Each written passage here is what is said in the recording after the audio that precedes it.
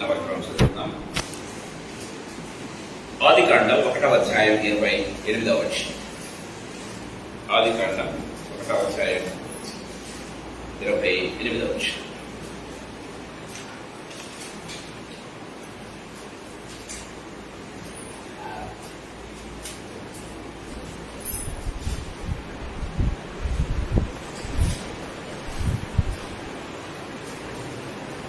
దేవుడు వారిని ఆశీర్వదించును ఎట్లనగా, మీరు ఫలించి అభివృద్ధి పొంది విస్తరించి భూమిని నిండించి దానిలో వచ్చునని, సముద్రపు చేపలను ఆకాశ పక్షులను భూమి మీద పాక ప్రతి జీవిని ఏలుడని దేవుడు వారికి వచ్చి. చిన్న ప్రార్థన చేస్తాం. జీవగల తండ్రి యేసుక్రీస్తు ప్రభువా, మీ పాదములకు వందనాలు, ఆస్తుని స్తోత్రాలు చెల్లిస్తున్నాను ప్రభు. ఈ సాయంకాల సమయంలో మీరు ఇచ్చినటువంటి ప్రశస్తమైన సమయాన్ని స్తోత్రం.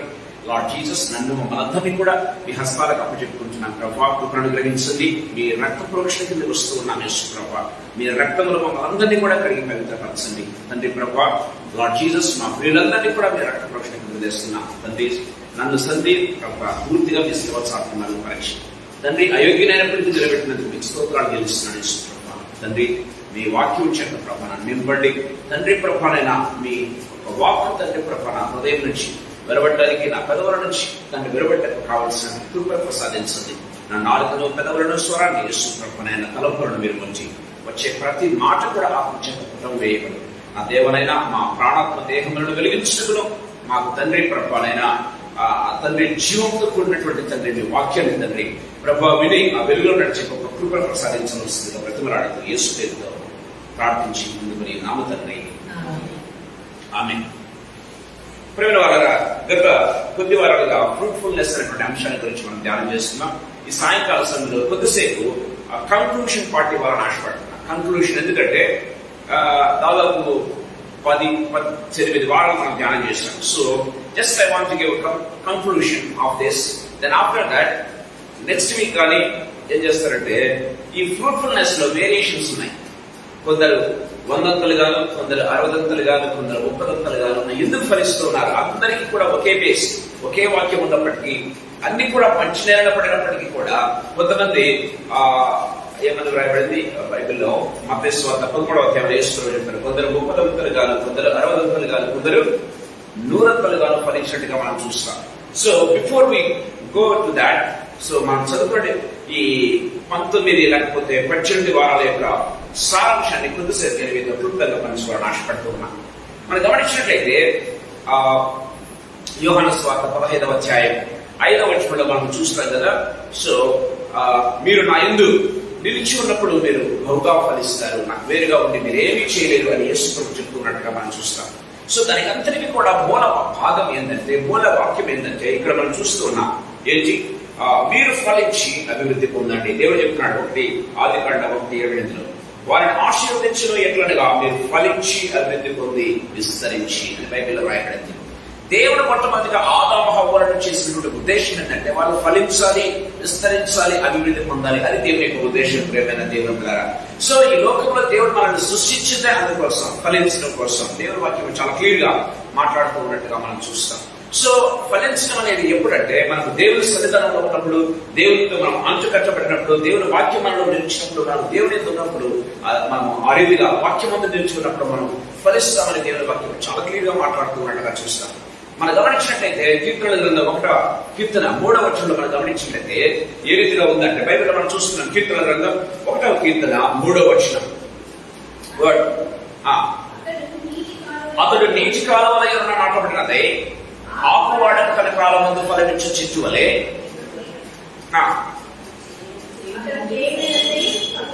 అతడు చేయనంతయు సఫలమగును. దేవుని వాక్యం చాలా క్లియర్ గా మాట్లాడుతున్నాడు. అంటే ఒక వ్యక్తి ఏ రీతిగా ఫలిస్తాడు అనేది దేవుని వాక్యం చాలా క్లియర్ గా మాట్లాడుతున్నాడు చూస్తాం. అంటే మనం ధ్యానించడం యొక్క 17-18 వాళ్ళన్నీ కూడా మనం గమనించినట్లయితే, దేవుని యొక్క ఉద్దేశం ప్రతి వ్యక్తి కూడా ఫలించాలి, దేవుల్లో ఉన్నటువంటి ప్రతి వ్యక్తి కూడా ఫలించాలి, దేవుని యందు నిలిచి ఉన్నటువంటి ప్రతి వ్యక్తి కూడా ఫలించాలి, అభివృద్ధి పొందాలి, విస్తరించాలి అనే దేవుని యొక్క ఉద్దేశం. ప్రేమైన దేవుని బిడ్డలారా, మనం గమనించినట్లయితే అతడు అంటే ఎవరు? మొత్తం మనం చూస్తూ ఉన్నాం.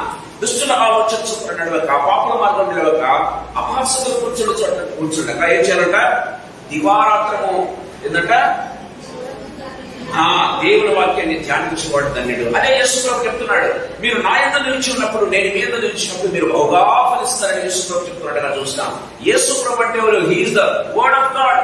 దేవుని బిడ్డలారా, వాక్యము శరీరంగా అయినటువంటి దేవుడు యేసు ప్రభు గమనించినట్లయితే, ఆ వాక్యం ముందు ఎవరు నిలిచి ఉంటారో, ఆ వాక్యాన్ని ఎవరైతే హృదయంలో హత్తుకుంటారో ఆ వ్యక్తి బహుగా ఫలిస్తాడని దేవుని వాక్యం చాలా క్లియర్ గా మాట్లాడుతూ ఉన్నట్టుగా మనం చూస్తాం. సో ఆదము హవ్వలు ఏం చేశారంటే, దేవుడు చెప్పిన మాటలు లోబడక తప్పిపోయారు. ప్రియమైన వాళ్ళారా, ఫలించలేకపోయారు. లేకపోతే దేవుడు ఆశించిన రీతిలో ఫలించలేకపోయారు. ప్రియమైన దేవుడు పిల్లలు, అందుకే God started looking for the people. ఇంకా ఎవరైనా ఉన్నారా ఈ లోకంలో, ఆదము యొక్క సంతానంలో ఎవరైనా ఉన్నారా అని దేవుడు వెతుకుతూ కీర్తన గ్రంథంలో రాయబడింది. ఆయన కన్నులు ఏంటంట లోక సంచారం చేస్తూ ఉంటాయంట. ప్రియమైన దేవుడు, ఎవరి కోసం? ఎవరు నా మాట వింటారా, ఎవరిని ఫలింప చేయాలా అని దేవుని కన్నులు లోకంలో సంచారం చేస్తూ ఉండగా దేవుడికి ఎవరు కనపడ్డారు? గమనించినట్లయితే ఆదికాండం 12వ అధ్యాయం 3వ వచనంలో మనం చూస్తూ ఉన్నాం. God found a man. ప్రియమైన దేవుడు పిల్లరా, దేవుని యందు భయభక్తులు కలిగిన ఒక వ్యక్తిని ఆయన కనుగొన్నట్టుగా మనం చూస్తున్నాం. ఆయనే అబ్రహాము. గమనించినట్లయితే ప్రియమైన వాళ్ళారా, సో అబ్రహాముతో దేవుడు చెప్పడం ప్రారంభించాడు. ఇదిగో నేను ఏం చేస్తారంటే విస్తరింపజేస్తారు, ఇస్రాయేలులాగా విస్తరింపజేస్తారు, ఆకాశ నక్షత్రాలుగా విస్తరింపజేస్తారని దేవుడు చెప్పినట్టుగా మనం చూస్తూ ఉన్నాం. ప్రియమైన దేవుని బిడ్డలారా, చూడండి ఆదికాండం 17వ అధ్యాయం 6వ వచనం ఒకసారి మనం చదువుకుందాం. ఆదికాండం 17వ అధ్యాయం 6వ వచనం.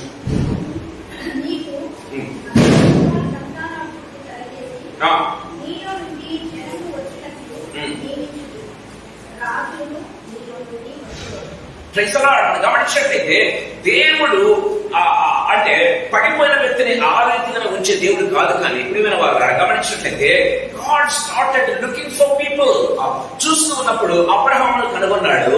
అబ్రహాము దేవుడు నమ్మను, అది అతనికి నీతిగా ఎంచబడిన బైబిల్లో రాయబడింది. హిబ్రీయులకు రాసిన పత్రికలో మనకు గమనించినట్లయితే ప్రియమైన వాళ్ళరా, అందుకే దేవుడు ఏం చేశాడంటే అబ్రహాముతో ప్రామిస్ చేయడం ప్రారంభించాడు. ఇదిగో నీలో నుంచి రాజులు వస్తారు, నీలో నుంచి గమనించినట్లయితే జనములు రావటం ప్రారంభిస్తారు, దేశాలు రావటం ప్రారంభిస్తాయి. ప్రియమైన వాళ్ళరా, మనం గమనించినట్లయితే ఈ లోకంలో ఉన్నటువంటి ప్రతి సంతానం ఒకవేళ గమనించినట్లయితే అబ్రహాము యొక్క సంతానం అని చెప్పుకోవాలి.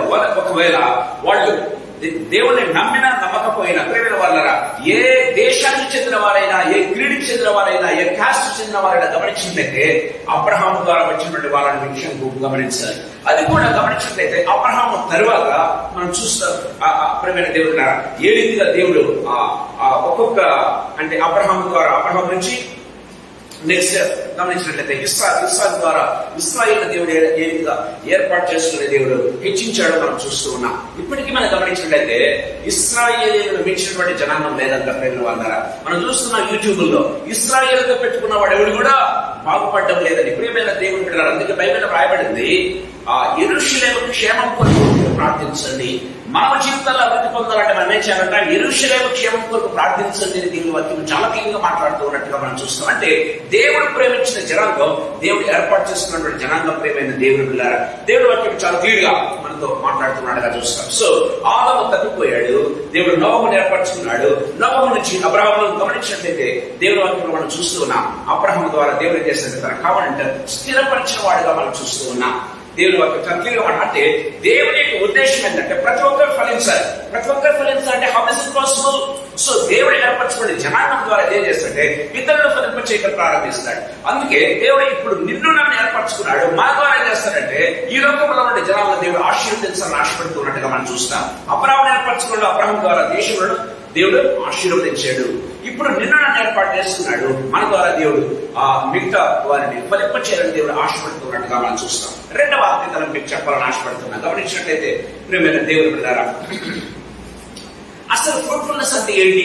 అసలు ఫలించడం అంటే ఏంటి? అంటే కేవలం సంతానాభివృద్ధి మాత్రమేనా? ఇంకా మరేదైనా? గమనించినట్లయితే దేవుని వాక్యంలో మనం చూస్తూ ఉన్నాం. చూడండి, యోహాను సువార్త 15వ అధ్యాయం 5వ వచనంలో మనం చూస్తున్నాం. యోహాను సువార్త 15వ అధ్యాయం 5వ వచనం గమనించినట్లయితే, ఎవడు నా యందు నిలిచిండునో, నేను ఎవరి యందు నిలిచిందునో వాడు బహుగా ఫలించును, నాకు వేరుగా ఉండి నేనేమీ చేయలేదు. ప్రేమైన వాళ్ళారా, దేవుడి వాక్యం చాలా క్లియర్ గా మాట్లాడుతున్నట్టుగా చూస్తాను. నాకు వేరుగా ఉండి నేనేమీ చేయలేదు. సో మీరు ఫలించాలంటే ఏం చేయాలంటే ఓన్లీ వన్ కండిషన్ ఈస్ మీరు నా యందు నిలిచి ఉండాలి, నేను మీరు avoid in me and so that I avoid in you. దేవుని వాక్యం చాలా క్లియర్ గా మాట్లాడుతున్నట్టుగా చూస్తాం. సో ఎప్పుడైతే ఇది జరగడం ప్రారంభిస్తుందో ప్రేమ వాళ్ళారా, పౌలు ఈ వాక్యాన్ని చాలా క్లియర్గా చెప్పడం ప్రారంభించాడు. సో ప్రభువునందు ఏ రీతిగా ఉన్నాడు, నేను క్రీస్తును పోలి నడుచుకున్న ప్రకారం మీరు నన్ను పోలి నడుచుకోనండి. సో యేసు ప్రభు ఏ రీతిగా ఫలించాడో విధంగా చెప్పాలంటే, యేసు ప్రభు ఒక మనిషి లోకంలో ఫలించవచ్చు, ఒక మనిషి లోకంలో ఆ యొక్క లెగసీని కంటిన్యూ చేయవచ్చు అనేది యేసు ప్రభు నిరూపించాడు. మనిషిగా ఈ లోకంలో గమనించండి, లోకానికి మనిషిగా వచ్చి యేసు ప్రభు నిరూపించాడు. ప్రేమైన దేవుని బిడ్డలారా, ఏ వ్యక్తి కూడా ఇదిగో నేను మనిషిని, నేను దేవుని కాదు, నేను చేయలేదని చెప్పడానికి లేదు. యేసు ప్రభు ఈ లోకానికి మనిషిగా సస్యనుడుగా ఈ లోకానికి వచ్చాడని బైబిల్ వాక్యం చాలా క్లియర్ గా మాట్లాడుతుంది. ఆయన ఈ లోకంలో ఏం చేశాడంట, తన అడుగుజాడల ఉంచిపోయాడని బైబిల్లో రాయబడింది. తిమోతికి రాసిన పత్రికలో మీరు గమనించినట్లయితే దేవుని వాక్యం చాలా క్లియర్ గా మాట్లాడుతుంది. దేవుడు ఏం చేస్తాడు, తన అడుగుజాడలు మాదిరి అడుగుజాడలు ఉంచిపోయాడని పేతురు తన 2వ పత్రికలో రాస్తున్నట్టుగా చూస్తాం 4వ అధ్యాయంలో. సో గమనించినట్లయితే ప్రేమ వాళ్ళారా, యేసు ప్రభు అడుగుజాడలు ఉంచిపోయాడు అంటే ఒక వ్యక్తి ఈ లోకంలో ఏ రీతిగా ఫలించవచ్చు, ఒక వ్యక్తి ఈ లోకంలో ఏ రీతిగా దేవుని కుమారుడిగా జీవించవచ్చు, ఒక వ్యక్తి ఈ లోకంలో నీతిపరుడుగా పరిశుద్ధుడిగా ఏ రీతిగా జీవించవచ్చు అనేది యేసు ప్రభు ఈ లోకంలో నిరూపించి ప్రాక్టికల్ చేసి చూపించాడు.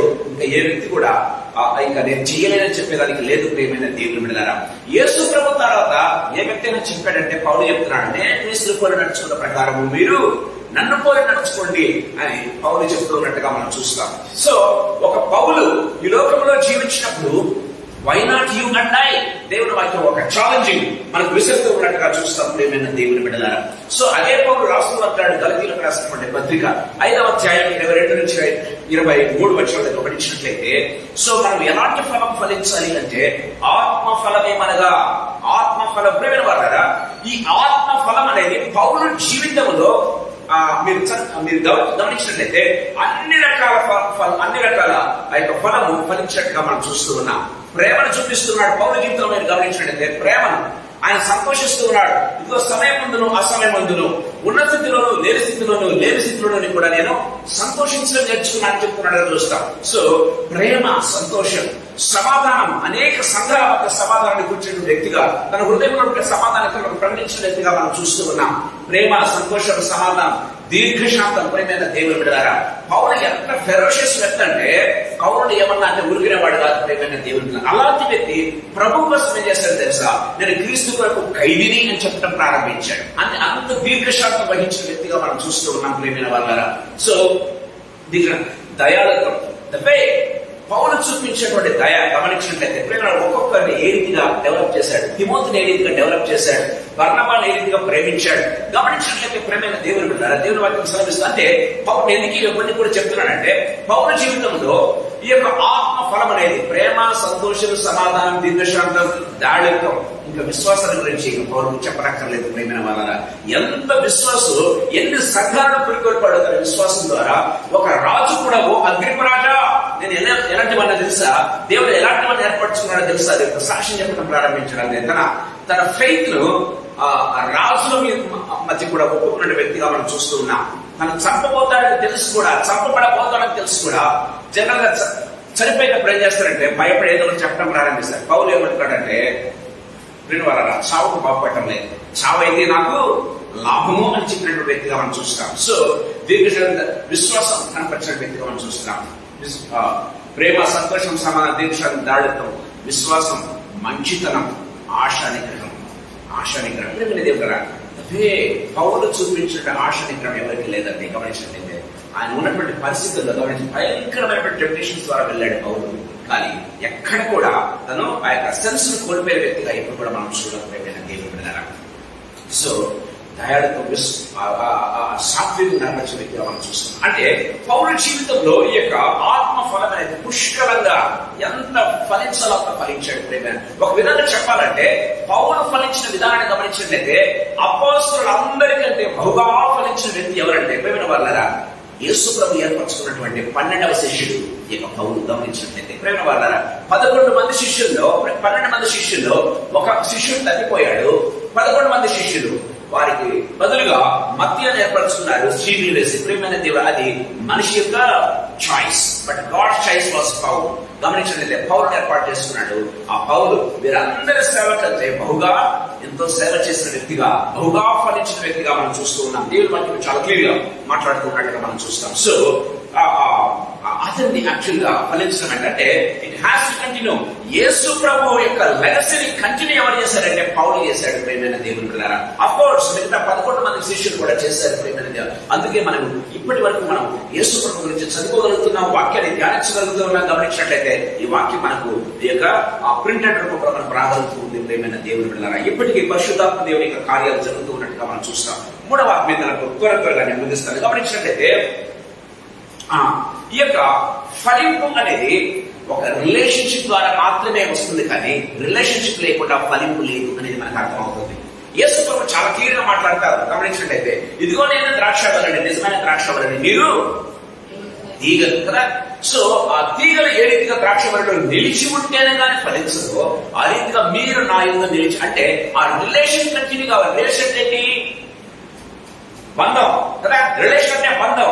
సో ఒక మొక్కకు, ఒక తీగకు, ఒక ద్రాక్షవల్లికి, లేకపోతే ఆ చెట్టుకు ఉన్నట్టు బంధం ఏంటంటే ఆ యొక్క అంటుకట్టి ఉండబడ్డ, అలాగే అంటుకట్టబడ్డగా దాంట్లో నుంచి వచ్చింది ఆ రిలేషన్ అనమాట. ఇది నాది, ఈ తీగ నాది అని చెప్పగలదు ప్రేమైన దేవుని బిడ్డలారా. సో ఆ రిలేషన్ ఎప్పుడైతే మనకు ఉండదో మనం, అందుకే మీరు నాకు వేరుగా ఉండి ఏమీ చేయలేరని చెప్పాడు యేసు ప్రభు. 5వ వచనంలో గమనించినట్లయితే, సో యేసు ప్రభు నందు మాత్రమే మనం ఫలించగలం. యేసు ప్రభుతో మనం ఒక రిలేషన్ అనుకోవాలి. What is the kind of relationship that we have with Jesus?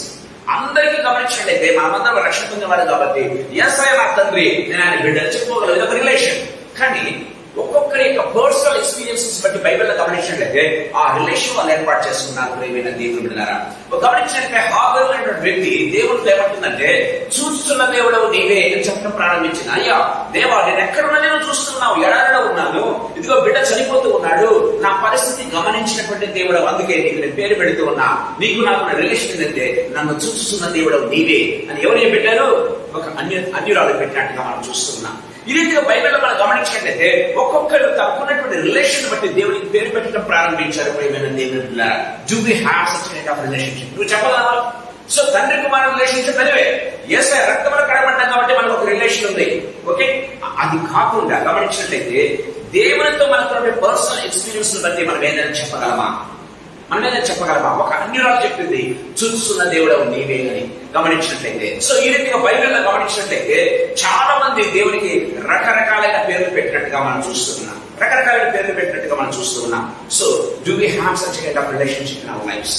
మనం ఏదైనా దేవునికి ఒక పేరు పెట్టగలమా? దేవా, ఇదిగో నా జీవితానికి చాలిన దేవుడు నీవే మరొకరు చెప్పినట్టుగా మనం ఈ రీతిగా గమనించినట్లయితే ఒక్కొక్కరు ఒక రీతిగా చెప్పారు. ప్రభు యుక్తం ఉన్నటువంటి రిలేషన్ బట్టి ఆ రిలేషన్ ఏంటి? What is the kind of relation that we are enjoying with Jesus? యేసయ్యతో మనకున్న రిలేషన్షిప్ ఏంటి? దాన్ని ఏ రీతిగా మనం ఎంజాయ్ చేయగలుగుతూ ఉన్నాం? ప్రియమైన దేవుని వాక్యం చాలా క్లియర్గా మాట్లాడుతూ ఉన్నట్టుగా చూస్తాం. దయచేసి గమనించినట్లయితే ఆ కీర్తన గ్రంథం 92వ కీర్తనలో మనం చూసినట్లయితే 13, 14 వచనం త్వరగా చదువుకుందాం. కీర్తన గ్రంథం 92వ కీర్తన 13, 14 వచనాలు. 92వ కీర్తన 13. యెహోవా మందిరములో నాటబడిన వారై వారు తమ దేవుని ఆవరణంలో వర్ధిల్లుదురు. నాకు ఆశ్రయదుర్గమైన యెహోవా. ఎవరు చెప్తున్నారు ఈ మాట? 92వ కీర్తన. గమనించినట్లయితే నాకు ఆశ్రయదుర్గమైనటువంటి యెహోవా కదా. సో గమనించినట్లయితే దావీదు దేవునికి రకరకాల పేర్లు పెట్టాడు, దేవునికి రిలేషన్షిప్ ను బట్టి. గమనించినట్లయితే మోషే దేవునికి రకరకమైన పేర్లు పెట్టాడు. ప్రేమైన దేవుని బిడ్డలారా, గమనించినట్లయితే ఈ రీతిగా so do we have any kind of such wonderful relation? అంటే అది నీకు దేవునికి ఉన్నటువంటి యూనిక్ రిలేషన్షిప్ అయి ఉండాలి. అది అందరితో ఉన్న రిలేషన్షిప్ ఏంది? ఆయన తండ్రి అయిన దేవుడు, ఆయన యేసు ప్రభు, మనము ఆయన బిడ్డలం, ఆయన కుమార్తెవు, ఆయన కుమారుడిగా మనం ఉన్నాం. That's different. ప్రేమైన దేవులారా, ఈ యొక్క రక్షణలోకి వచ్చిన తర్వాత కానీ ప్రతి ఒక్కరు కూడా ఆ యునిక్ రిలేషన్షిప్ ఆర్ మెయింటైనింగ్. దేవుడితో మనకు యూనిక్ రిలేషన్షిప్ మెయింటైన్ చేసి ఆయనకు నాకు సంబంధం ఇది అని ధైర్యంగా చెప్పగలమా? ఒకవేళ ఆ రిలేషన్షిప్ నమ్మలేకపోతున్నామా? ఈ సాయంకాల సమయంలో ప్రభు మనతో మాట్లాడుతూ ఉన్నాడు. ప్రియమైన దేవుని బిడ్డలారా, ద్రాక్షవల్లికి తీగకు ఆ యొక్క అంటుకున్నటువంటి అనుభవం, ఆ రిలేషన్షిప్ ఉంది కాబట్టి ఆ యొక్క ద్రాక్షవల్లి నుంచి ఏమవుతుంది? ద్రాక్షవల్లి నుంచి తీగలోనికి జీవం ప్రవహిస్తుంది. కాబట్టి ఏమవుతుంది? ఆ తీగ ఫలిస్తుంది. సో మనలోనికి ఆ జీవం ప్రవహిస్తూ ఉంది. దేవుని జీవం, యేసయ్య జీవం ప్రవహిస్తూ ఉంది. సో దానికి ఉన్నటువంటి ఒక ప్రత్యేకమైనటువంటి అనుభవం. ఎందుకంటే యేసు ప్రభు నిన్ను వేరే వాడు ఒకే రీతిగా సృష్టించలేదు, నిన్ను ప్రత్యేకంగా సృష్టించాడు, ఒక ఉద్దేశంతో సృష్టించాడు. ఆ కనెక్షన్ ఎందుకు అనుకున్నావా, ఆ రిలేషన్ ఎందుకు అనుకున్నావా? That's a unique relationship with you and the lord. That's a unique relationship with you and lord. So బైబిల్లో భక్తులు ఒక్కొక్కరు ఒక్కొక్క రీతిగా చెప్తూ ఉన్నారే. డూ వి హ్యావ్ ప్రియమైన దేవుడు గారు, దేవుడి వాక్యం చాలా క్లియర్ గా మాట్లాడుకోవడం చూస్తాం. యోనాతాను దావీదంతా వాళ్ళ యొక్క స్నేహం ఎలాంటిదంటే, వాళ్ళు బైబిల్లో ఒక చక్కటి మాట రాయబడింది. ఏంటంటే వాళ్ళ హృదయాలు కడవేసుకున్నాయంట. ఏంటంటే వాళ్ళ హృదయాలు కడవేసుకున్నాయని బైబిల్లో రాయబడింది. సో యేసయ్యతో మనకున్నటువంటి రిలేషన్షిప్ ఏంటి ప్రియమైన దేవుడు అన్నారా? We are enjoying such kind of relation. యేసు ప్రభు చెప్తున్నాడు, మిమ్మల్ని నేను స్నేహితులుగా పిలుస్తున్నానయ్యా, మిమ్మల్ని దాసులుగా చూడటం లేదు, స్నేహితులుగా పిలుస్తున్నాను, మీరు నా బిడ్డలు. యేసు ప్రభు కూడా రకరకాలుగా దేవుడు చెప్పినట్టుగా మనం చూస్తున్నాం. So what is that unique relationship that we have with Jesus? ఒకవేళ అది కనుక్కోలేకపోతే ఈ రోజు నుంచి ప్రార్థన చేద్దాం. ప్రభువా, నీకు నాకు ఒక యూనిక్ రిలేషన్షిప్, ఆ ఉద్దేశంతో నన్ను సృష్టించావు. I want to find out that relationship. అదిగా కనుక్కున్నామంటే దేవుని చిత్తం తెలిసిపోతుందండి. We find out the will of the Lord in your life. ఆ యూనిక్ రిలేషన్షిప్ మనం కనుక్కోగలిగితే అదే దేవుని చిత్తం నీ జీవితంలో, అదే దేవుని చిత్తం నీ జీవితంలో. ప్రేమైన దేవుని బిడ్డలారా, దేవుని వాక్యం చాలా క్లియర్ గా మాట్లాడుతున్నాడుగా చూస్తున్నాం. ఆ దిశగా మనము ఫలించే స్థితిలో మనం ఉంచామని దేవుని వాక్యం సెలవిస్తుంది. 4వ అద్భుతం ఏంటంటే, ఫలించడానికి మరొక ముఖ్య కారణం ఏంటో తెలుసా? ఏమంటారు? ప్రూనింగ్ కదండి. 12వ వచనం ఒకసారి చదువుకుందాం. యోహాను సువార్త 15వ అధ్యాయం 12వ వచనం.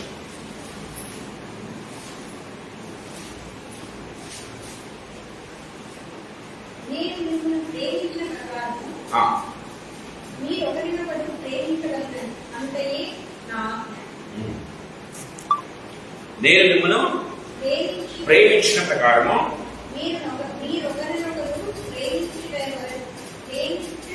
మీరు నొకరినొకరు ప్రేమించవలనంటే నా ఆజ్ఞ. మనం లాస్ట్ వీక్ మనం చూసుకున్నాం, ఇది దేవుని ఆజ్ఞ అని మనం చెప్పుకున్నాం. ఓకే, ఈ ప్రూనింగ్ లో ఏంటంటే దీన్ని ఇంకా మనం వివరించాలంటే హెబ్రీయులకు రాసిన పత్రిక 12వ అధ్యాయం, హెబ్రీయులకు రాసిన పత్రిక 12వ అధ్యాయం 11వ వచనం ఒకసారి చదువుకుందాం.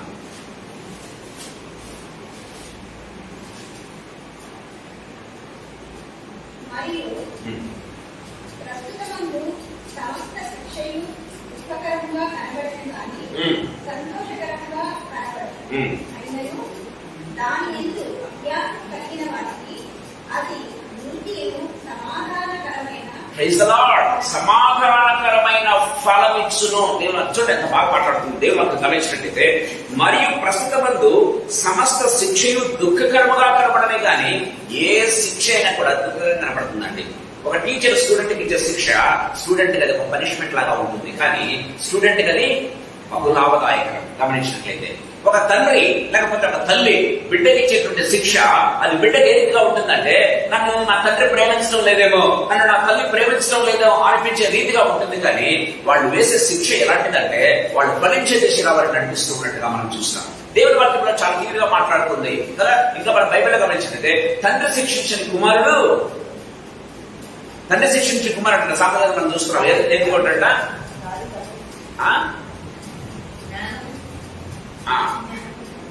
తండ్రి శిక్షించిన కుమారుడు జ్ఞానవంతుడు. బైబిల్లో రాయబడింది, తండ్రి చేత శిక్షించినటువంటి కుమార్తెలు జ్ఞానవంతులు అవుతారంట. ప్రేమ వాళ్ళ దేవుని వాక్యం చాలా క్లియర్గా మాట్లాడుతుంది. సో అంటే దాని అర్థం ఏంటో తెలుసా? శిక్షణ ఎవరు కూడా తృణీకరించకూడదు. శిక్షలాగా ఇప్పుడు కనపడుతుంది, కానీ భవిష్యత్తులో ఎలాంటి దిశలో వస్తుందంటే నీకు బహు విశేషమైన జ్ఞానాన్ని, బహు విశేషమైన తెలివిని, బహుగా ఫలించినటువంటి తత్వాన్ని తీసుకుని రావడం ప్రారంభిస్తుంది. అదే ఇక్కడ మాట్లాడుతున్నట్టుగా చూస్తాం. ప్రస్తుతం మందు సమస్త శిక్షలు దుఃఖకరంగా కనపడమే కానీ సంతోషకరంగా కనపడదు. ఆయనను దాని ఎందుకు అభ్యాసం కలిగిన వారికి అది నీతియను సమాధానంగా. అంటే దాని ఎందుకు అభ్యాసం నేర్చుకోవాలి. అభ్యాసం అంటే లేకపోతే ఆ శిక్ష పడుతూ ఉన్నప్పుడు ఏ రీతిగా ఉందంటే, అరే ఈ శిక్ష నా ఫలింపు కోసమే కదా అని ఎవరైతే ఆలోచన చేయడం ప్రారంభిస్తారో, పిల్లలు కావచ్చు, పెద్దలు కావచ్చు, ఎవరైనా కావచ్చు, తీరుంటారా. సో ఆ శిక్షను పొందుతూ ఉన్నప్పుడు ఇది భవిష్యత్తులో నా మంచి కోసం అని ఎవరైతే ఆలోచన చేయడం ప్రారంభిస్తారో అది బహు సమాధానకరమైనటువంటి నీతియను సమాధానకరమైన ఫలాన్ని ఇస్తుంది అని బైబిల్లో రాయబడింది. అదే హెబ్రీయులకు రాసిన పత్రికలో గమనించినట్టు ఏడో మనం చూస్తాం. ఆ తండ్రి వేసే శిక్షను తృణీకరించువాడు దుర్బీటుడే కానీ వాడు దుర్బీజుడు బైబిల్ రాయబడింది. దుర్బీజం అంటే అర్థం ఏంటి? సరైన బీజం లేదని, అంటే ఆ రిలేషన్ లేదని కదా. దుర్బీజం అంటే ఏంటి? ఆ మంచి ఫలం మంచి ఫలాలు ఇస్తుంది, మంచి విత్తనం మంచి ఫలాలు ఇస్తుంది. యేసు ప్రభు చెప్తాడు, మంచి ఫలము మంచి చెట్టు మంచి ఫలాలు ఇస్తుంది, కాని చెట్టు చెడ్డ ఫలాలు ఇస్తుంది, దాని ఫలమున వారిని తెలుస్తుంది మన దేవుని వాక్యం సెలవిస్తుంది. ప్రియమైన దేవుని బిడ్డలారా, దేవుని వాక్యంలో మనం చూసినట్లయితే చాలా క్లియర్ గా రాయబడినట్టుగా చూస్తాము. వాడు దుర్బీజుడే కానీ వాడు దేవుని కుమారుడు కాదు అనిపించుకోవడానికి యోగ్యుడు కాదని దేవుని వాక్యం చాలా క్లియర్ గా మాట్లాడుతున్నాడని చూస్తాం. ఫిబ్రవరి రాష్ట్ర పత్రికలో చూస్తున్నాం. సో దేవుని శిక్షణ, అందుకే తండ్రి యొక్క శిక్షను మీరు తృణీకరించవద్దు అనే సామెతల గ్రంథంలో రాయబడినట్టుగా మనం చూస్తున్నాం. నేను ఎందుకు మాట చెప్తున్నానంటే, వాక్యం ఎప్పుడైనా కూడా ఫలించాలంటే తోటమాలి ఏం చేస్తాడో తెలుసా? ఒక చెట్టును ఏం చేస్తాడు? ఆ చెట్టు బ్యూటిఫుల్ గా కనపడాలంటే ఫలించాలని ఏం చేస్తాడు? ఒక కత్తెర తీసుకొని కత్తిరించిన ప్రారంభం తీసుకోవడం ప్రూనింగ్, దాన్ని ఏమంటారు? ప్రూనింగ్. అదే ఒక శిక్షణ ఉందా ప్రియమైన వాళ్ళ, అంటే అది ఒక మంచి షేప్ రావాలంటే ఒక చెట్టుని ఏ రీతిగా కత్తరిస్తాడో ఒక తోటమాలి, లేకపోతే దాన్ని సంరక్షకుడు ప్రియమైన దేవుడులారా, అది బ్యూటిఫుల్ గా కనపడడం మాత్రమే కాదు, అది ఏమవుతుందంటే మంచిగా ఫలించడం ప్రారంభిస్తుంది ప్రియమైన దేవుడు. ఆ రీతిగా దేవుడు ఏం చేస్తాడంటే మనల్ని శిక్షిస్తాడు ప్రియమైన వాళ్ళరా. తండ్రి శిక్షించిన కుమారుడు జ్ఞానవంతుడు అవుతాడు అన్నట్లుగా దేవుడి చేత శిక్ష పొందడం కూడా అదొక అదృష్టం ప్రియమైన దేవుడు బిడ్డలారా. దేవుని చేత గద్దింపబడటం అనేది, అందుకే ఆయన గద్దింపును మీరు తృణీకరించవద్దు అని బైబిల్లో చాలా క్లియర్గా రాయబడినట్టుగా మనం చూస్తున్నాం. గద్దింపు ఏంటంట? మన ఫలింపు కోసమే. దేవుని గద్దింపు మన ఫలింపు కోసమే. చాలా మంది గద్దింపు మాటలు చెప్తే వినడానికి ఇష్టపడరు. సంఘం గమనించినట్లయితే ప్రియమైన దేవుడు గారు, వాక్యం చాలా క్లియర్గా మాట్లాడుతుంది. బైబిల్లో రాయబడింది, పేతురు వాక్యం చెప్తున్నట్ట వారి హృదయంలో గుర్చబడిన బైబిల్లో రాయబడింది. పేతురు వాక్యం చెప్తుంటే అపొస్తలుల కార్యములు 2వ అధ్యాయంలో అనేక మంది యూదులు తమ హృదయాల్లో గుర్చబడ్డారంట. ప్రియమైన వారలారా, వాక్యం వారి హృదయాల్లో గుర్చబడింది. ఎంతమంది చేర్చబడ్డారు తెలుసా? సంఘానికి 3,000 మంది చేర్చబడి బైబిల్లో రాయబడింది. ప్రియమైన దేవుడు బిడ్డలారా, 3,000 మంది చేర్చబడ్డారు ప్రియమైన వాళ్ళరా, చాలా మంది. అందుకే బైబిల్లో రాయబడింది, ఈ యొక్క గద్దింపును తృణీకరించేవారు అతి దినాలు ఎక్కువ మంది అవుతారంట. వారు దురదచెవులు కావాలంట, వాళ్ళకి ఇష్టమైన బోధ వాళ్ళు వినడానికి ప్రయత్నం చేస్తారంట. కానీ దేవుని యొక్క ఉద్దేశం ఏంటి? దేవుడు ఏం చెప్తూ ఉన్నాడు, వాక్యం ఏం చెప్తుంది అనేది వినడానికి చాలా మంది ఇష్టపడరు అని దేవుని వాక్యం చాలా క్లియర్గా మాట్లాడుతున్నట్టుగా చూస్తాం. ఈ సాయంకాల సమయంలో ప్రమాణంతో మాట్లాడుతున్నారు. నిజమైనటువంటి ఫలాలు ఒకవేళ మనం ఫలించాలంటే ఓకే, దేవుడు ఇచ్చేటువంటి గద్దింపు కావచ్చు, దేవుడు ఇచ్చేటువంటి శిక్షణ కావచ్చు, అది తృణీకరింపకుండా అది ప్రూనింగ్ లాగా తీసుకుని నా ఫలింపు కోసమే కదా అని వెయిట్ చేసినట్లయితే దేవుడు మనల్ని బహుగా ఫలింప చేస్తాడని దేవుని వాక్యం చాలా క్లియర్ గా మాట్లాడుతూ ఉన్నట్టుగా మనం చూస్తాం. సరే, 5వ వాక్యం తనకు చెప్తారు ప్రేమ వాళ్ళ. సో ఈ యొక్క ఫలింపు అనేది దేనికోసం తెలుసా? ఒక సాక్ష్యానికి సమానం ప్రేమైన దేవుని బిడ్డలారా. మీరు ఫలించడం వలన నా తండ్రి మహిమపరచబడును. తరచున్నాను నేను, ఎందుకంటే ఇవన్నీ కూడా కంక్లూడ్ చేస్తున్నాను. యోహాను సువార్త 15వ అధ్యాయము 1 నుంచి 16, 17 వచనాలు మనం ధ్యానం చేస్తుంది. కంక్లూషన్ మాట్లాడుతున్నాను ప్రియమైన దేవుని బిడ్డలారా. గమనించినట్లయితే దేవుని వాక్యంలో 5వ అధ్యాయం 16 వచనాలు మనం చూసినట్లయితే మీరు ఫలించడం వలన తండ్రి బహుగా ఏంటంటే మహిమపరచబడతాడని దేవుని వాక్యం సెలవు. అంటే అదొక విట్నెస్ ప్రియమైన దేవుని బిడ్డలారా. మనం ఫలించడం అనేది అది దేవునికి ఒక మనం ఇచ్చే సాక్ష్యం అన్నమాట. నీ జీవితంలో ఫలింపు లేకపోతే దేవుడికి నువ్వు సాక్షిగా ఉండలేవు. అంతే, దేవుని వాక్యం చాలా క్లియర్ గా మాట్లాడుతూ ఉంది. నువ్వు ఫలించాలి, ఆ ఫలింపు ద్వారా దేవుని మహిమపరచబడాలి అని దేవుని వాక్యం చాలా క్లియర్ గా మాట్లాడుతుంది. దేవుడు మహిమపరచబడడం అంటే ఏంటి?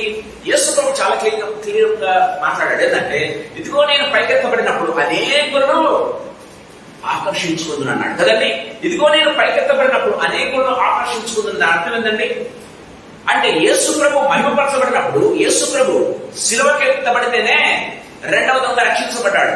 అక్కడ ఉన్నటువంటి సైనికులు నిజంగా ఆయన దేవుని కుమారుడని చెప్పడం ప్రారంభించారు. ఆయన శిలువలో ఎత్తబడితేనే ప్రియమైన దేవుని బిడ్డలారా, అక్కడ ఉన్న సైనికులు దేవుని నమ్ముకున్నారు. గమనించినట్లయితే పక్కన ఉన్న రెండవ దొంగ దేవుని నమ్ముకొని ఆ యొక్క పరదేశంలోకి వెళ్ళిపోయాడు. గమనించినట్లయితే ఆ యొక్క పారిపోయినటువంటి శిష్యులు తిరిగా యేసు ప్రభు గమనించడం ప్రారంభించారు. గమనించినట్లయితే ప్రియమైన దేవుని బిడ్డలారా, ఆ రీతిగా మనం యేసు ప్రభు ఎప్పుడైతే ఎత్తడం ప్రారంభిస్తాం, ఎత్తడం అంటే మహిమపరచడం, దేవుని ఎప్పుడైతే మహిమపరచడం ప్రారంభిస్తారో ప్రేమైన దేవుని బిడ్డలారా, దేవుని వాక్యం సెలవిస్తుంది, ఇదిగో నేను పైకెత్తబడ్డ వలన అనేకులను నేను అట్రాక్ట్ చేసుకుంటాను. మనం ఏం చేయాల్సిన అవసరం లేదు. అనేకులకు సువార్త చెప్పక్కర్లా, యేసు ప్రభువును మహిమపరుచుకుంటూ వెళ్తే చాలు. దేవుడు ఏం చేస్తాడంటే అన్యులను ఆకర్షించడం ప్రారంభిస్తాడు. ప్రేమైన దేవుడు, దేవుడి వాక్యం చాలా క్లియర్ గా మాట్లాడుతుంది. ఇది ఆత్మీయ సత్య ప్రేమైన దేవుడు. దేవుడి వాక్యంలో గమనించలేదు. చూడండి, మత్తయి సువార్త 7వ అధ్యాయం 16వ వచనం ఒకసారి చదువుకుందాం. మత్తయి సువార్త 7వ అధ్యాయం 16వ వచనం.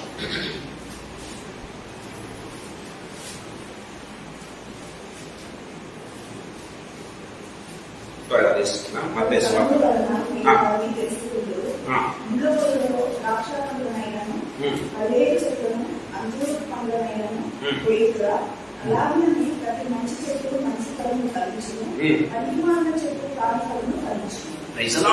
దేవుడి వాక్యం చూడండి. దేవుడి వాక్యం చక్కగా మాట్లాడుతున్నాం. సో మంచి చెట్టు మంచి ఫలాలను ఫలిస్తుంది. ఎందుకంటే కాని చెట్టు కాని ఫలాలను ఫలిస్తుంది అని దేవుడి వాక్యం చాలా క్లియర్గా మాట్లాడుతున్నట్టుగా చూస్తాం. ఇదిగో నేను మహిమపరచబడినప్పుడు అనేకులు ఏంటంటే దేవుడు అట్రాక్ట్ చేసుకోవడం ప్రారంభిస్తాడు. అపోస్తల కార్యంలో మనం గమనించినట్లయితే 2వ అధ్యాయం చూస్తున్నాం. వాళ్ళు యేసు ప్రభువును హెచ్చిస్తూ ఉన్నప్పుడు పేతురు ఎంతమంది చేర్చబడ్డారు? ఒక్క మీటింగ్ లోనే 3,000 మంది చేర్చబడ్డారండి. ప్రేమ వాళ్ళరా, దేవుని మహిమపరుస్తున్నాడు పేతురు. 2వ అధ్యాయం 41 వచనం నుంచి 47వ వచనం వరకు మీరు చూసినట్లయితే దేవుడు బిడ్డలారా, సో దేవుని వాక్యం సెలవిస్తుంది. ఆ సంఘం ఏం చేస్తుందంటే దేవుని యొక్క ప్రేమను వెల్లడిపరుస్తున్నట్టుగా మనం చూస్తాం. సమిష్టిగా పంచుకోవటం, సమిష్టిగా దేవుని ప్రేమను వెల్లడిపరుస్తూ ఉంటే దినదినము చేర్చబడుతుందండి. ఏంటంటే అనుదినము చేర్చబడుతుంది. చూసారా, అనుదినము చేర్చబడుతుంది. మన సంఘంలో ఎంతమంది అనుదినం చేర్చబడుతున్నారు? మన ఫెలోషిప్ లో ఎంతమంది అనుదినం చేర్చబడుతున్నారు? గమనించండి, దేవుని వాక్యం చాలా క్లియర్ గా మాట్లాడు. అంటే ఎక్కడో ఫాల్ట్ ఉంది, దయచేసి గమనించండి ప్రేమ దేవుడా.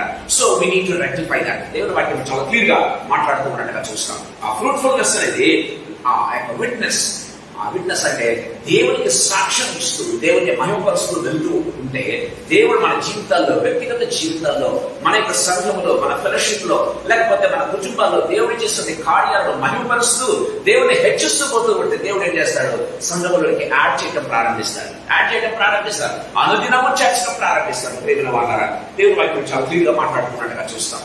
సో కరుణైనటువంటి వ్యక్తి గమనించినట్లయితే దేవుణ్ణి ప్రార్థిస్తూ ఉంటే అతని కళ్ళు ఓపెన్ చేసేటంటే పేతుని పెంచుకున్నాడు. పేతురు దేవుణ్ణి హెచ్చించడం ప్రారంభించాడు. పరిశుద్ధాత్మ దేవుని కుమ్మరింపు కొరనేలికి వాళ్ళందరూ కూడా రక్షించబడ్డ మనం చూస్తూ ఉన్నాం. ప్రేమైన వాళ్ళ దేవుడి వాక్యం చాలా క్లియర్ గా మాట్లాడుతుంది. పౌలుశీనుడు చెరసాలలో ఉండి దేవుని స్తుతిస్తూ ఆరాధిస్తూ ఉంటే చెరసాల అధికారి అతని కుటుంబీకులు రక్షించబడినట్టుగా మనం చూస్తూ ఉన్నాం. ఎప్పుడైతే మనం దేవుని హెచ్చిస్తామో ఆటోమేటిక్ గా బైబిల్లో వెరీ ప్రాక్టికల్ గా దేవుడు చేసి చూపించాడు, నిరూపించాడు. ఆ సాక్ష్యాలు రాశాడు. ప్రేమైన దేవుని పిల్లల చివరి మాట చెప్పి నేను ముగిస్తాను, అయిపోయింది. చివరి మాట గమనించినట్లయితే మనం చూస్తున్నాం. ప్రేమ వాళ్ళ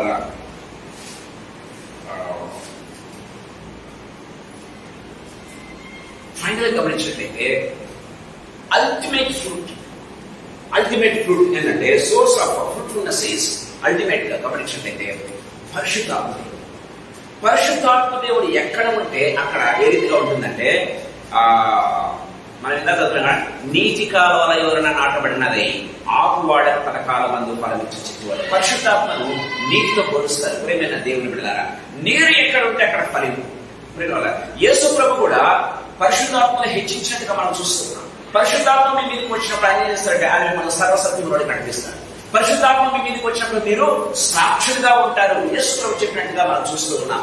పరిశుద్ధాత్మ వచ్చినప్పుడు మీరు శక్తిని పొందుకుంటారు. ఏం శక్తి? పరిశుద్ధాత్మ వచ్చినప్పుడు మీరు శక్తిని పొందుకుంటారు. ఆ శక్తి దేవుని మహిమపరచడానికి, ఆ శక్తి మనం ఫ్రూట్ ఇచ్చేదానికి. దయచేసి గమనించండి, ఒక చెట్టులో శక్తి లేకపోతే అది ఫ్రూట్ ఇవ్వలేదు. ప్రేమైన దేవుని బిడ్డలారా, కదా, ఆ చెట్టులో శక్తి ఉంటేనే ఆ శక్తి ఏమవుతుంది? ఫ్రూట్ గా మారుతుంది. దయచేసి గమనించండి, ఆ చెట్టులో ఆ జీవం ఏమవుతుందంటే, చెట్టులో ఉన్నటువంటి జీవం ఉంటుందంటే కొమ్మల్లోకి ప్రవహిస్తుంది. ఆ కొమ్మల్లో అది మొక్కలాగా రావటం, మొక్క పిందలాగా రావటం, పింద ఆ ఫ్రూట్ గా మారటం, ఆ ఫ్రూట్ ఫలించడం అనేది మనం చూస్తూ ఉన్నాం. అంటే పరిశుద్ధాత్మ మీ మీదకి వచ్చినప్పుడు దేవుని వాక్యం సెలవిస్తుంది, వాక్యము ఫలించడం, విత్తబడిన వాక్యం ఫలించడం ప్రారంభిస్తుంది. ప్రేమైన దేవుని బిడ్డలారా, అది ఏ రీతిగా ఉంటుందంటే అల్టిమేట్ ఫ్రూట్ అన్నమాట. సో నీతి కాలువలో నాటబడిన చెట్టు ఏ రీతిగా ఫలిస్తుందో ఆ వ్యక్తి ఏ రీతిగా ఉంటాడంటే అంత బహుగా ఫలిస్తూ ఉన్నట్టుగా మనం చూస్తాం. యోహాను సువార్త 4:5 మనం చూస్తూ ఉన్నాం ప్రియమైన దేవునిలారా. సో యేసు ప్రభు తన మాటల్లో చెప్తున్నట్టుగా మనం చూస్తాం, మీరు నా యందు నిలిచి ఉండండి, నేను మీ యందు నిలిచి ఉన్నాను కదా. సో దేవుని కార్యం బహుబలంగా దేవుడు చేస్తూ ఉన్నట్టుగా మనం చూస్తాం. దయచేసి గమనించండి, ఫిలిప్పీయులకు రాసిన పత్రిక 1వ అధ్యాయం 11వ వచనం ఒకసారి చదువుకుందాం. ఫిలిప్పీయులకు రాసిన పత్రిక 1వ అధ్యాయం 11వ వచనం ముగించుకుందాం. ఫిలిప్పీయులకు రాసిన పత్రిక 1వ అధ్యాయం చూడండి.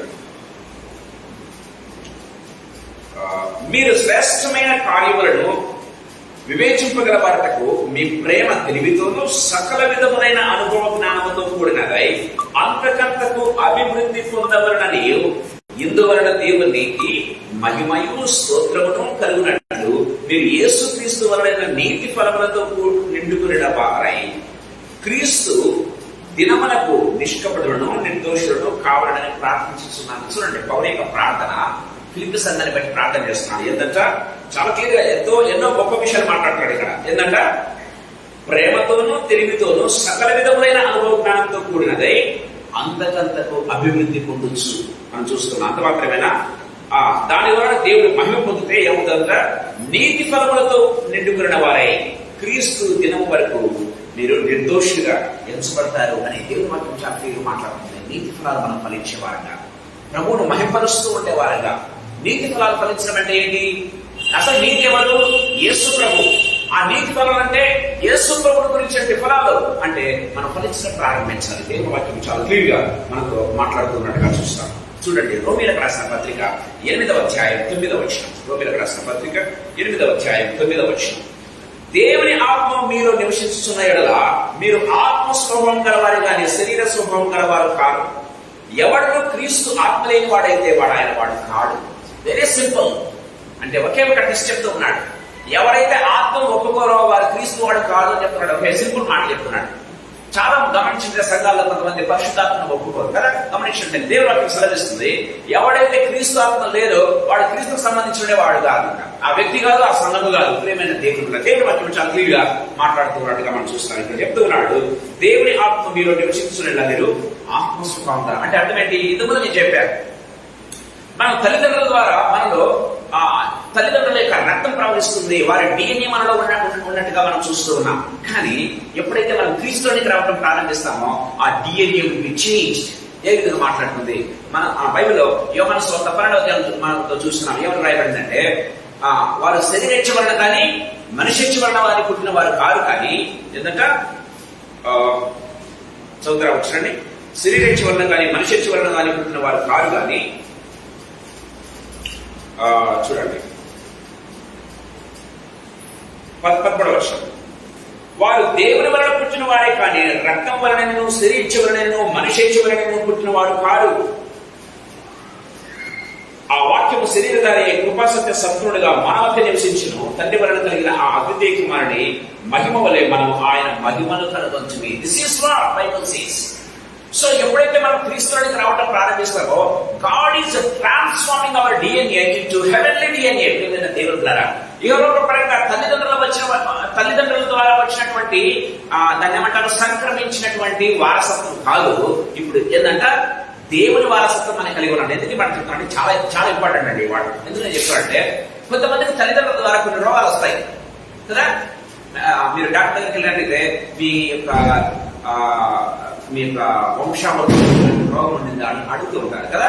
ఒక కుష్టు కావచ్చు, లేకపోతే ఏమంటారు కొన్ని అంటే సంక్రమిస్తూ ఉంటాయి. ఒకవేళ షుగర్కి వెళ్తే మీ అమ్మకు షుగర్ ఉందా, మీ నాన్నకు షుగర్ ఉందా, మీ అబ్బకు ఉందా అని అడుగుతూ ఉంటారు. అంటే అంటే వారి రక్తం వలన మనం వచ్చింది కాబట్టి ప్రియమైన దేవుడు ఉంటారా, వారి వారసత్వం సంభవిస్తుంది. వారి యొక్క లక్ష్యాలు రావడం ప్రారంభిస్తాయి, వారి యొక్క రోగాలు రావడం ప్రారంభిస్తాయి, వారి మంచి గుణాలు కూడా రావడం ప్రారంభిస్తాయి ఈ రీతిగా. కానీ యేసు ప్రభువులోకి వచ్చిన తర్వాత ఇవన్నీ పనిచేయమంట. అసలు యేసు ప్రభువులోకి వచ్చినావా, ఇంతకుముందు నీకు ఏదో మీ తల్లిదండ్రులు వచ్చిన డిఎన్ఏ లేకపోతే ఆ యొక్క వంశ పారంపర్యంగా వచ్చిన ఇంకే మాత్రం పనిచేయవు. ఆ రోగాలు ఉండవు.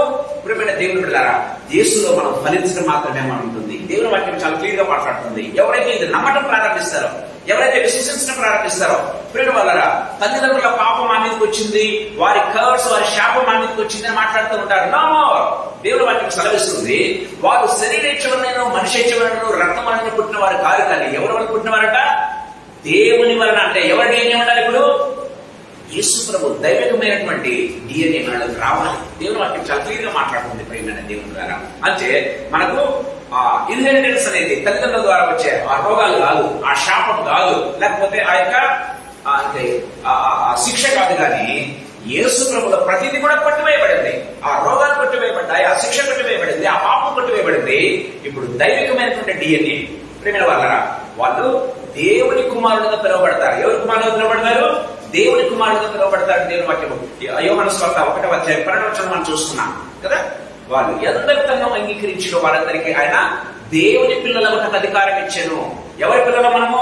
దేవుని పిల్లలం. దేవుని యొక్క DNA, heavenly divine we should possess ప్రియమైన దేవుని బిడ్డలారా. అందుకే మన స్వభావం మారిపోతుంది. ఇంతకుముందు ఒక రకంగా ఉండేవాళ్ళు, తల్లిదండ్రుల స్వభావం కలిగి ఉండేవాళ్ళు, ఇప్పుడు దేవుని స్వభావం కలిగిన వారంగా ఉంటాం కదా. ఇంతకుముందు కక్షతో కూడుకున్న మనసు వస్తాం, ఇప్పుడు ప్రేమతో మనం కూడుకుని ఉంటాం. ప్రేమైన దేవుడు ద్వారా ఈ రీతిగా మన జీవితంలో సమూలమైనటువంటి మార్పు రావడం ప్రారంభిస్తుందని దేవుడి వాక్యం చాలా క్లియర్గా అల్టిమేట్ సోర్స్ దాన్ని ఫలింపచేసేది ఎవరంటే పరిశుద్ధాత్మ దేవుడు. ఏం చేస్తారంటే ఆ వాక్యాన్ని మనలో ఫలింపచేసి ఆ వాక్యపు ఫలాలను, ఆ నీతి ఫలాలను ఫలింపచేసి గొప్ప కృపను దేవుడు నీకు నాకు ఇస్తున్నాడు. చివరి మాట చదువుకుని ముగించుకున్న కొలసీలకు రాసిన పత్రిక 1:16 చూస్తున్నాను. కొలసీ 1:16 కొలసీలకు రాసిన పత్రిక 1:16 1:6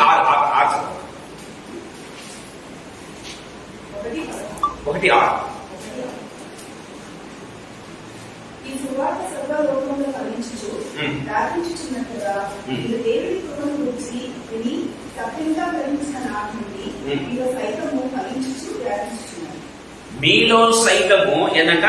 ఫలించుచు వ్యాపించుచున్నారు. ఫలించుచు. దేవుని వాక్యం చాలా మీలో సైతం అంటే నాలో మాత్రమే కాదు, ఇదిగో వీళ్ళ అపోస్తలుల మాత్రమే కాదు, అది మీలో అని దేవుని వాక్యం చాలా క్లియర్ గా మనతో మాట్లాడుతున్నట్టుగా మనం చూస్తాం. ప్రభు ఈ సాయంకాల సమయంలో మనతో మాట్లాడుతున్నాడు ప్రియులారా. సో దేవునికి ఉద్దేశం ఏంటో తెలుసా? మనం ఫలించాలి. అది ఫలించు వ్యాపించున్నట్టుగా అని భయపడేవాడు. ఫలించడం అంట, వ్యాపించడం అంటే అర్థం ఏంటి? యేసు ప్రభు చాలా క్లియర్ చెప్పాడు. ఏంటంటే నువ్వు ఫలించటకును ఆ ఫలము నిలిచి ఉండటకును అన్నాడు కదండి. నువ్వు ఫలించాలి, ఆ ఫలం నిలిచి ఉండాలి.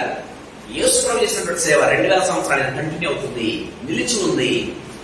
అపోస్తలుడైన పౌలు చేస్తుంది, పేతురు చేస్తుంది, ఇంకా నిలిచి ఉంది. ఇంతవరకు వారి పరిచర్య గురించి మనం చదువుకుంటూనే ఉన్నాం. రేపు పొద్దున మనం ఉంటామో లేదో తెలియదు. మనం చేసిన పరిచర్య కంటిన్యూ కావాలి. That's what Bible says. ఏదో మనకు అయిపోవడం కాదు. దేవుడు మనం నిలిచి ఉండే ఫలం, నిలిచి ఉండే ఫలం ఫలించుచు ఏంటంట? వ్యాపించుచు. బైబిల్ రాయబడింది ఫలించుచు వ్యాపించుచు. సాయంకాల సమయంలో ప్రభు మనతో మాట్లాడుతుండగా కళ్ళు వంచుకుందాం ప్రేమైన దేవుడు ద్వారా. మీ దగ్గరికి ఆ కంక్లూషన్ ఆఫ్ దిస్ యోహాను సువార్త 15 ఏం చదువుకున్నామో దానంతా కూడా ఒక కంక్లూషన్ 6 పాయింట్లలో మీ దగ్గర నేను తీసుకుని వచ్చాను. ఈ సాయంకాల సమయంలో ప్రభు మనతో మాట్లాడుతూ ఉండగా ప్రేమైన దేవుడు ద్వారా దేవుడు ఆద్యంత ఏం సంకల్పించాడు? ఆదికాండం 1:8 ప్రేమైన దేవుడు ద్వారా ఆయన దేవుడు నిన్న నేడు నిరంతరము ఏకరీతిగా ఉన్నటువంటి దేవుడు. అప్పుడొక మనసు, ఇప్పుడొక మనసు, రేపొక మనసు కలిగి ఉండేవాడు కాదు. ఆదాం పట్ల ఏ ఉద్దేశం కలిగి ఉన్నాడో, అబ్రహం పట్ల ఏ ఉద్దేశం కలుగుతూ ఉన్నాడో, యాకోబు పట్ల ఏ ఉద్దేశం కలిగి ఉన్నాడో, పౌలు పట్ల ఏ ఉద్దేశం కలిగి ఉన్నాడో, నీ పట్ల నా పట్ల అదే ఉద్దేశం కలిగి ఉన్నాడు. అది మనం గుర్తించినట్లయితే మనల్ని కూడా బహుబలంగా దేవుడు వాడుకుంటాడు. మనం అది గుర్తించగలుగుతున్నామా? అది గుర్తించింది మొట్టమొదటి దేనికోసం నన్ను ఏర్పాటు చేస్తున్నాను. దేవుడు ప్రభు చిత్తం మనం తెలియక ప్రారంభిస్తుంది. ప్రభు మనతో మాట్లాడుతూ ఉండగా తనను కలుసుకుందాం, ప్రార్థన చేసుకుందాం. సిస్టర్ మల్లిక వచ్చి ప్రార్థన చేసుకుంటాం.